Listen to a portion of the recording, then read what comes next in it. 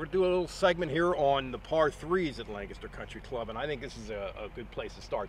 I think this is one of the coolest holes anywhere. This is the par 3 8th. Talk a little bit, Jim, about William Flynn's approach to par 3s.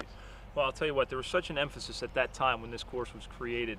The par 3s were one of the stronger elements on the course in the par 4s.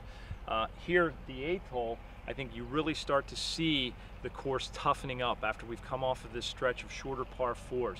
The wonderful thing about this course, and Mike, you asked earlier, what makes Lancaster Country Club so good, its course? I feel, honestly, one of those things are the par 3s. We've already passed over the 6th hole, very strong component there with Stauffer Run on the left-hand side. Now we get this chasm here, and it's all carry into this green. Smallest green on the course, and yet one of the longer par 3s, one of the more challenging par 3s, just a great start to what really begins to be the hardest portions of this golf course. Okay, another terrific par 3 at Lancaster Country Club. This is the 12th.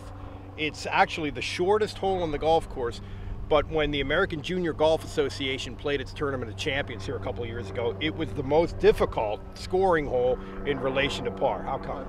Well, it's a number of factors. You have the influence of the stream cutting in front of the green. You have a very narrow green in terms of overall depth, and then across the backside covered in bunkers. The other thing that you don't feel, or that changes up here, is the wind. What you feel here up on the tee may not be translating to down below, or vice versa. So you have a number of factors influencing play on this hole. And what you don't want to do on this hole, obviously, is to be long. If you're long and coming out of the bunkers, again, with the slope heading towards the water and the overall width of this green, it's definitely a challenge with recovery out of those bunkers. So you don't want to be long, you don't want to be short, you don't know what the wind's doing.